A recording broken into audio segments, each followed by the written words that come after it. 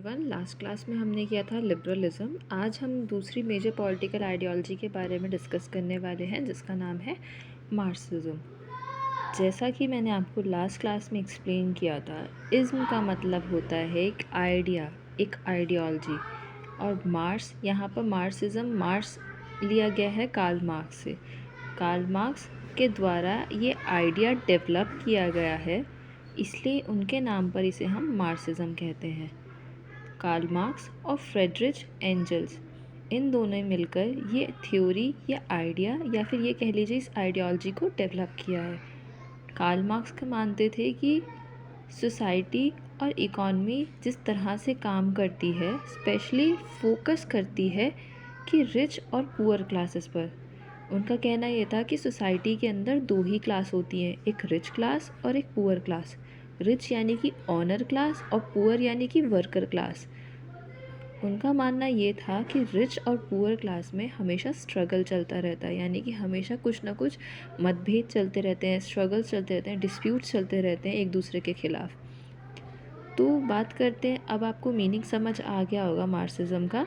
तो अब हम बात करते हैं इसका आइडिया क्या था, मार्क्सिज्म का मतलब क्या था। जैसा कि मैंने अभी आपको एक्सप्लेन किया, क्लास स्ट्रगल, सोसाइटी दो पार्ट्स में डिवाइडेड है। कार्ल मार्क्स का मानना था सोसाइटी में दो ही तरह के लोग हैं, एक रिच और एक पुअर। रिच में आते हैं ऑनर और पुअर में आते हैं वर्कर क्लास। रिच वो लोग हैं जिनके पास फैक्ट्रीज़ हैं, लैंड्स हैं, जो बड़ी बड़ी इंडस्ट्रीज़, फैक्ट्रीज़, लैंड्स को ओन करते हैं, यानी कि उनके पास कंट्रोल है इन सब चीज़ों का, इंडस्ट्रीज़ का, लैंड्स का, फैक्ट्रीज़ का। और पुअर यानी कि वर्कर क्लास वो क्लास है जो इन रिच लोगों के लिए काम करती है, यानी कि इनकी जो फैक्ट्रियां हैं, इनकी जो ज़मीनें हैं, उस पे काम करने वाले कौन लोग हैं, ये पुअर लोग हैं।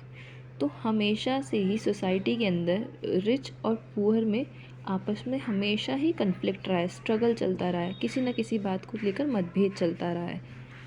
दूसरा पॉइंट है वर्कर्स रेवोल्यूशन।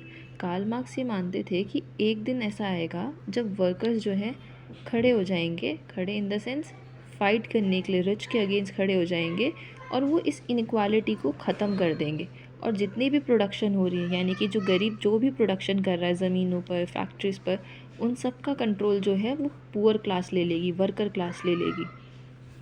रिच क्लास हमेशा से पुअर क्लास को एक्सप्लॉइट करती आई है। रिच क्लास सिर्फ लैंड और इंडस्ट्री प्रोवाइड करती है, लेकिन पुअर होते हैं जो उस पर काम करते हैं, फिर भी उसे बेनिफिट्स उतना नहीं मिलता जितना वो काम करते हैं, और वो हमेशा गरीब ही रह जाते हैं, ऐसा कार्ल मार्क्स कहते हैं। तीसरा पॉइंट है क्लासलेस सोसाइटी। उनका मानना ये था कि हर किसी को इक्वल होना चाहिए इन टर्म्स ऑफ इकॉनमी, यानी कि रेवोल्यूशन जब आएगा, ये वाला जब रेवोल्यूशन आएगा, वर्कर्स रेवोल्यूशन, जब वर्कर खड़े हो जाएंगे और इनक्वालिटी को ख़त्म कर देंगे, सारे प्रोडक्शन का कंट्रोल अपने हाथों में ले लेंगे, तब एक क्लासलेस सोसाइटी बनेगी। क्लासलेस मतलब ना तो कोई अमीर होगा और ना ही कोई गरीब होगा। जो रिसोर्सेज होंगे, यानी कि ज़मीनें हो गई, रिसोर्सेज हो गए, रिसोर्सेज यानी कि कोल, पेट्रोलियम, ज़मीनें, इंडस्ट्री, वो सब जो है इक्वली बांटा जाएगा और फेयरली बांटा जाएगा बिटवीन द सोसाइटी। ना तो अमीर के पास ज़्यादा होगा, ना गरीब के पास कम, दोनों के पास बराबर। जब दोनों के पास बराबर होगा तो ना कोई रिच होगा और ना कोई पुअर। तो सिंपल सी बात, इस चीज़ की पूरी समरी ये है दोस्तों कि मार्क्सिज्म एक आइडिया है, idea of equality. Marxism is equals to idea of equality, यानी कि सब बराबर, no rich no poor in the society. कोई प्राइवेट ऑनरशिप नहीं होनी चाहिए, यानी कि किसी पर्टिकुलर इंडिविजुअल के पास सारी ज़मीन, सारी इंडस्ट्री, ऐसा नहीं होना चाहिए। कोई प्राइवेट ऑनरशिप नहीं होनी चाहिए, सबके पास इक्वल रिसोर्सेज होने चाहिए, और क्लास डिफरेंस नहीं होना चाहिए, ना तो कोई अमीर ना कोई गरीब। यानी कि इकॉनमी के अंदर सोसाइटी और इकॉनमी कैसे काम करती है, ना तो कोई अमीर हो ना कोई गरीब हो, सब इक्वली बराबर हो, सबको अपॉर्चुनिटी मिले ग्रो करने की, सबके पास इक्वल रिसोर्सेज हो।